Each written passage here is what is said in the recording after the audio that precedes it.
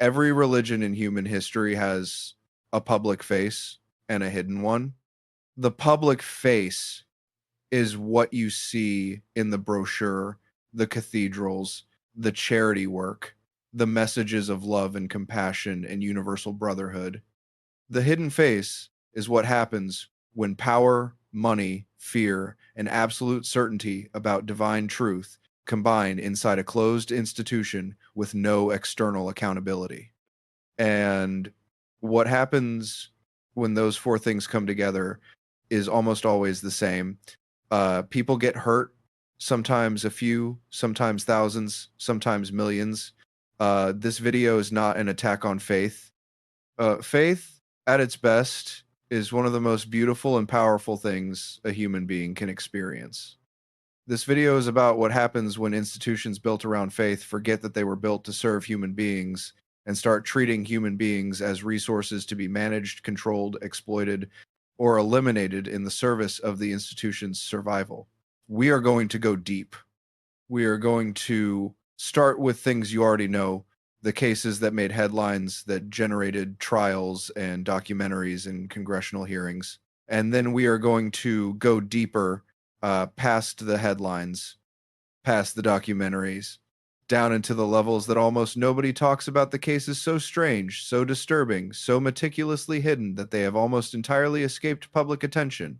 5 levels. From the surface to the bottom of the iceberg. By the time we reach the 5th level, you will understand something about the relationship between religion and power that most people spend their entire lives avoiding. Because it is uncomfortable. Because it forces you to ask questions about institutions that billions of people consider sacred. And because the answers, once you have them, cannot be unfound. Let's begin. Welcome to Sacred Mysteries, where ancient secrets meet modern questions. The first level of the iceberg is the one closest to the surface, the cases that have been documented, litigated, and reported on extensively, that most people have at least heard of, but whose full scope is rarely understood. These are not rumors or allegations.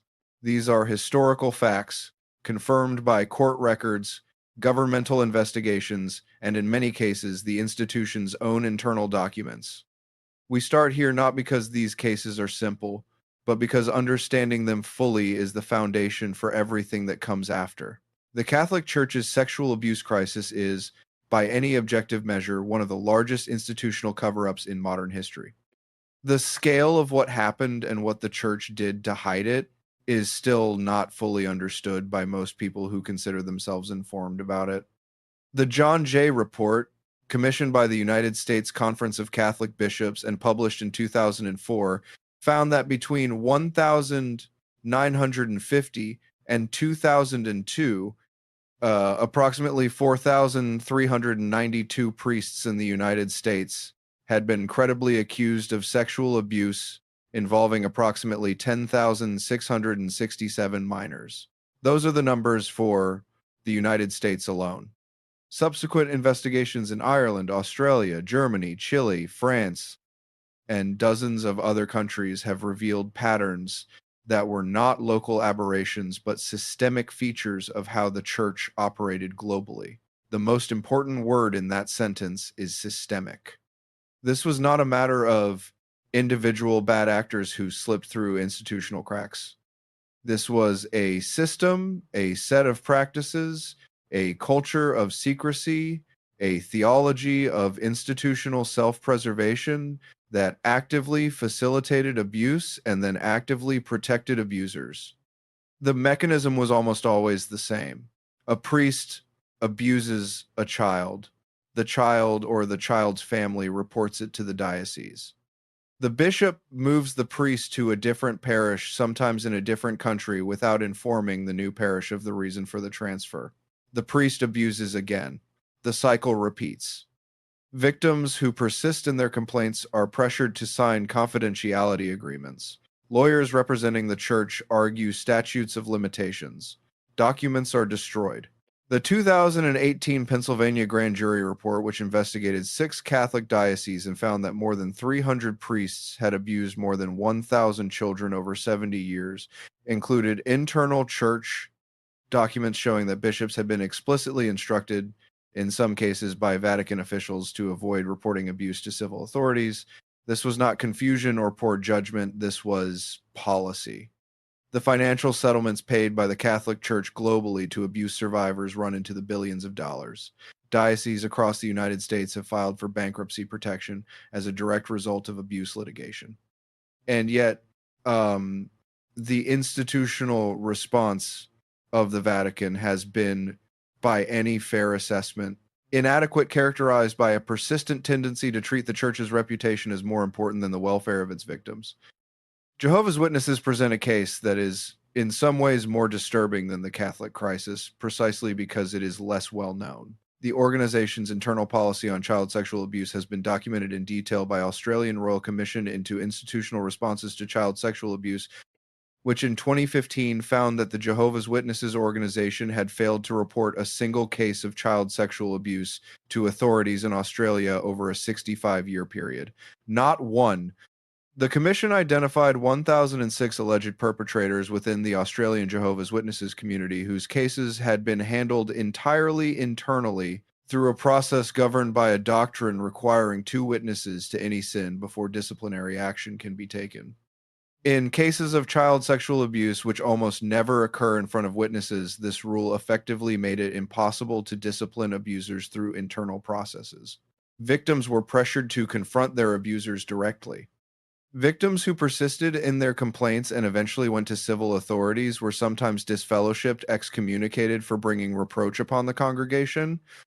The Watchtower Society, the legal entity that governs Jehovah's Witnesses globally, has paid hundreds of millions of dollars in legal settlements related to child sexual abuse cases in the United States alone. In 2019, a California court ordered the Watchtower to pay over $35 million in a single case, a punitive damages award specifically tied to the organization's systematic concealment of abuse records from authorities. What makes the Jehovah's Witnesses case particularly significant at this first level of the iceberg is the mechanism of control that makes cover-up possible. Jehovah's Witnesses are taught from childhood that the organization referred to as the organization or the faithful and discreet slave is God's sole channel of communication on earth. To question the organization is to question God. To report organizational wrongdoing to outside authorities, to the police, to journalists, to government investigators is an act of spiritual betrayal. This theology of institutional loyalty creates a population that is, in many cases, genuinely unable to process the cognitive dissonance between their faith in the organization and the evidence of what the organization has done. It is not stupidity, it is a carefully constructed psychological architecture. And it is one of the most important concepts for understanding everything that comes in the deeper levels of this iceberg. The second level takes us into territory that has been reported on. There have been documentaries, there have been books, but whose full dimensions are still not widely understood. This is the level of the new religious movements, the organizations that emerged in the 20th century and that deployed the psychological technology of high control religion in new and unusually sophisticated ways. We need to talk about Scientology. Not the celebrity version, not the Tom Cruise version, not the version that gets laughed at on late night television. The actual institutional history of the Church of Scientology is one of the most extensively documented cases of organized religious abuse in modern history, and it is far darker than most people know. Ron Hubbard, the science fiction writer who founded Scientology in the early 1950s, was, by the evidence of his own documented behavior, a man of extraordinary psychological insight and extraordinary personal pathology. He understood with unusual clarity how to construct a system that would give people genuine early experiences of insight and personal growth, and then use those experiences to bind them more and more tightly to the organization. The early levels of Scientology, the communication courses, the auditing sessions, the emotional processing that many people genuinely found valuable were real. The experiences were real. The problem was what came after. As members progressed up what Scientology calls the bridge to total freedom, they became increasingly isolated from non-Scientologists Increasingly financially committed, the upper levels of Scientology cost hundreds of thousands of dollars and increasingly subject to a system of internal discipline called the ethics system that could, at any moment, be used to control, punish, or destroy them. The most extreme expression of this system is the Sea Organization, the inner core of full-time Scientology workers who sign billion-year contracts, live communally in conditions that former members have consistently described as involving forced labor, sleep deprivation, and physical confinement, and who can be assigned to a disciplinary program called the Rehabilitation Project Force, the RPF, that has been compared by former members and by at least one court to a forced labor camp. The Church of Scientology has been the subject of governmental investigations in multiple countries. Germany has refused to recognize it as a religion and classifies it as a commercial enterprise with totalitarian characteristics. France has convicted Scientology entities of fraud. In the United States, the church obtained tax-exempt religious status in 1993 after a decades-long battle with the IRS that involved, by the IRS's own account, an unprecedented campaign of litigation and personal attacks against IRS employees. The story of how Scientology won its tax exemption, which has never been fully made public, involves private settlement terms that the IRS has refused to release under Freedom of Information requests, and that former IRS officials have said included concessions that would never have been granted to any other organization. That tax exemption costs the United States government an estimated hundreds of millions of dollars per year, and it was obtained by the available evidence through a combination of legal attrition, personal intimidation, and terms that remain secret to this day. The third level of the iceberg is where we leave the familiar terrain of documented scandals and enter the world of things that are known to specialists but almost never reach mainstream awareness. This is the level of financial systems, the ways in which religious organizations have built economic structures that extract enormous wealth from their members while maintaining legal protections that no secular business could claim. The prosperity gospel movement within American Christianity represents one of the largest and least scrutinized wealth transfers in modern religious history. The prosperity gospel, the theological doctrine that financial wealth is a sign of God's favor and that giving money to God's representatives will result in financial blessing, is not a fringe belief. It is a multi-billion-dollar industry with tens of millions of followers across the United States, Africa, Latin America, and Asia. Its leading figures, Joel Osteen, Kenneth Copeland, Creflo Dollar, Joyce Meyer, among many others, live in private jets in mansions in a level of personal luxury that is, by any objective standard, incompatible with the teachings of the Jesus they claim to represent. Kenneth Copeland has an estimated net worth of over $300 million. He owns a private airport. When asked by a journalist why he needed a private jet instead of flying commercial, he explained that commercial airliners are, quote, a long tube with a bunch of demons in it. Creflo Dollar asked his congregation to donate $65 million for a new private jet and received it. These are not aberrations. They are the logical endpoint of a theological system that tells people in genuine financial hardship that giving money they cannot afford to a religious organization is an investment that God will repay. The psychological mechanism is the same one identified in studies of gambling addiction, intermittent reinforcement. Some people who give report financial improvement. Those stories are told repeatedly from the pulpit, on television, in testimonial videos. The stories of the people who gave and received nothing, who are now poorer, not richer, are not told. They are invisible. The prosperity gospel extracts money most efficiently from the people who can least afford to give it.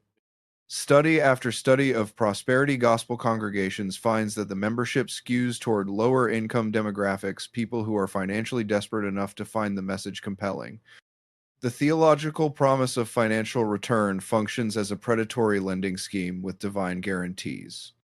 And because it operates as a religious organization, it pays no taxes on the income it generates, files minimal public disclosures, and faces no regulatory oversight of how donations are used. Senator Chuck Grassley launched an investigation into 6 major prosperity gospel ministries in 2007, requesting detailed financial information. 4 of the 6 refused to cooperate, citing religious freedom protections.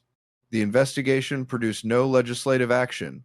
The ministries continue to operate exactly as before. The fourth level is where the iceberg gets genuinely cold.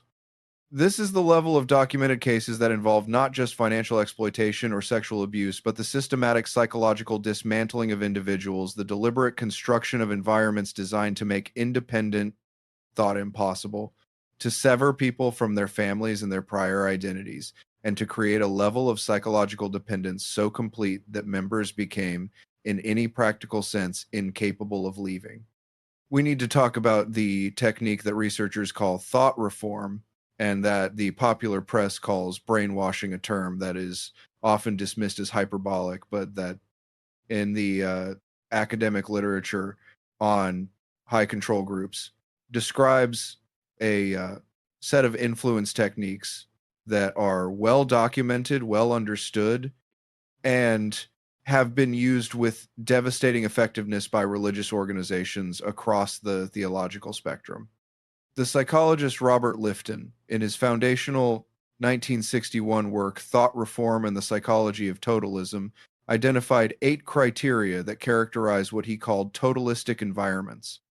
Milieu, the control of the individual's entire social environment. Mystical manipulation, the use of apparently miraculous or supernatural experiences to validate the organization's authority. Demand for purity, the division of the world into the pure inside and the impure outside. Confession, the use of personal disclosure to create vulnerability and compliance. Sacred science, the doctrine that the organization's belief system is beyond question or rational examination.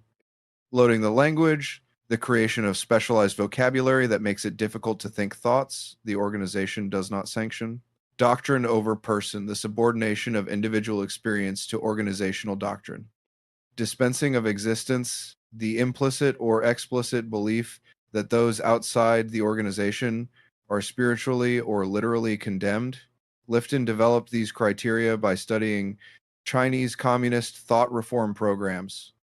But when he applied them to religious groups decades later, the fit was, in many cases, perfect. The International Churches of Christ, a movement that grew out of the mainline Churches of Christ in the 1980s under the leadership of Kip McKean, applied these techniques with unusual systematicity.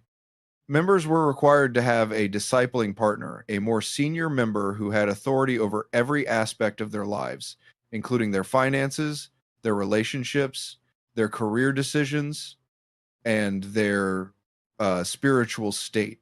Dating was controlled. Marriage required leadership approval. Members were encouraged to document their sins in detail and share them with their disciplers, creating a system of mutual surveillance and mutual vulnerability that made dissent or departure psychologically devastating. The movement grew to over 100,000 members globally before a series of internal crises in the early 2000s led to mass departures and institutional restructuring. But the psychological damage done to former members documented extensively in academic studies and in the testimonies of thousands of ex-members has proven extremely difficult to heal. The Exit and Support Network, a counseling organization that works with former members of high-control religious groups, consistently reports that recovery from totalistic religious environments takes years and sometimes decades longer in many cases than recovery from other forms of trauma. The fifth level is the bottom of the iceberg, the part that has never been fully in the light, the cases that are known only to specialists, to survivors whose accounts have never reached mainstream media, and to the historians who have documented them in academic works that most people will never read. At this level, we are not talking about financial fraud or psychological manipulation or even sexual abuse, terrible as those things are.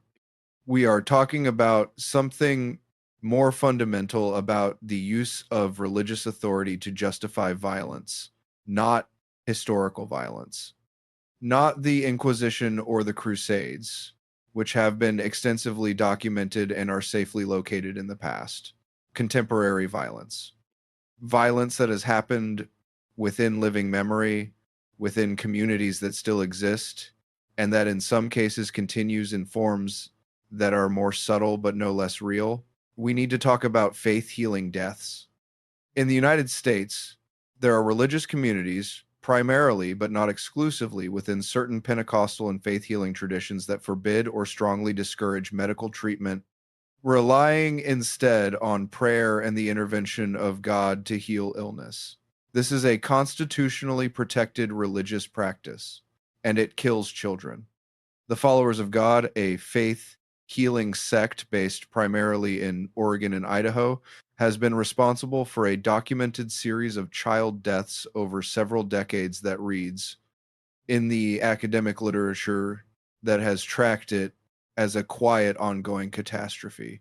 Children have died of conditions that were entirely treatable: appendicitis, pneumonia, diabetes, infections, because their parents believed that seeking medical care was an expression of insufficient faith. The organization's cemetery in Oregon City, Oregon, contains the graves of dozens of children who died before the age of 5 from preventable causes. Researchers who have examined the cemetery and the available records estimate that the child mortality rate within the Followers of God community is many times higher than the general American population. Oregon has strengthened its child protection laws to remove religious exemptions from medical neglect statutes, partly in response to Followers of God cases. But similar communities exist in other states, and the legal landscape of religious exemptions to child welfare laws remains fragmented and inconsistent across the United States. Behind the faith healing deaths is a theological logic that is worth understanding clearly, because it is the same logic in extreme form that underlies many of the cases we have examined at every level of this iceberg. The logic is this: the institution's authority is divine. Therefore, the institution's judgments supersede all other judgments, including the judgment of doctors, of governments, of courts, and of the individual's own instincts as a parent watching a child suffer. Once that premise is accepted, once the institution has successfully installed itself as the final authority on reality, almost anything becomes possible. The child deaths in faith healing communities are not the result of cruelty or indifference. In the vast majority of documented cases, the parents genuinely believed they were doing the right thing. They believed that praying over their sick child was more effective than medicine. They believed that seeking medical care would be an act of faithlessness that might actually harm their child's prospects for divine healing. They were wrong. Their children are dead. And the theological system that convinced them they were right continues to operate in those communities and in thousands of others with less extreme but structurally identical dynamics across the world today. What do we do with all of this? 5 levels. From Catholic cover-ups to Scientology's Sea Organization, to prosperity gospel's predatory theology, to thought reform and high-control groups, to faith-healing children dying of appendicitis in Oregon. What is the thread that connects them? It is not religion itself. Religion, as we have said, has also produced the abolitionists, the civil rights movement, the hospitals, the schools, the art, the philosophy, the mystical experiences that have kept human beings going through the darkest moments of history. The thread is something more specific. It is the combination of absolute certainty, institutional self-interest, and the absence of external accountability. Every case we have examined today involved an organization that believed itself to be beyond ordinary human judgment, beyond the law, beyond criticism, beyond the normal standards of evidence and accountability that apply to every other human institution. The Catholic Church believed that its reputation as God's representative on earth was more important than the safety of children. Scientology believed that its mission of planetary salvation justified any tactic against any critic. The prosperity gospel believed that divine endorsement of its leaders placed them beyond financial accountability. The thought reform groups believed that their possession of ultimate truth justified the psychological destruction of those who questioned it. The faith-healing communities believed that God's authority superseded a child's right to medical care. In every case, the harm was made possible not by the presence of faith, but by the absence of humility. By the conviction that the institution was so important, so divinely mandated, so beyond ordinary human limitation that the normal rules did not apply. And that conviction, that particular combination of certainty and power and unaccountability, is not unique to religion. It appears in governments, in corporations, in political movements, in families. Wherever human beings construct systems that place themselves beyond judgment, you will find eventually the same outcomes. Religion is not the disease. Unaccountable power is the disease. Religion is simply one of the most effective vehicles for constructing it that human civilization has ever produced. That is the thing worth understanding. Not as a reason to abandon faith, but as a reason to insist, with absolute consistency and absolute courage, that no institution, however holy its origins, however sincere its founders, however beautiful its theology is beyond the judgment of the human beings it claims to serve, every tradition worth preserving has, somewhere in its core, the tools to make that insistence. The question is whether the people inside those traditions are brave enough to use them. Leave your answer in the comments. And next time, we are going to look at a man who built one of the most powerful new religious movements of the 20th century entirely on the claim that he had decoded the book of Revelation, and who, when the end of the world he had predicted failed to arrive on schedule, simply changed the date and kept going. His name is almost forgotten now. His methods are not. The tools exist.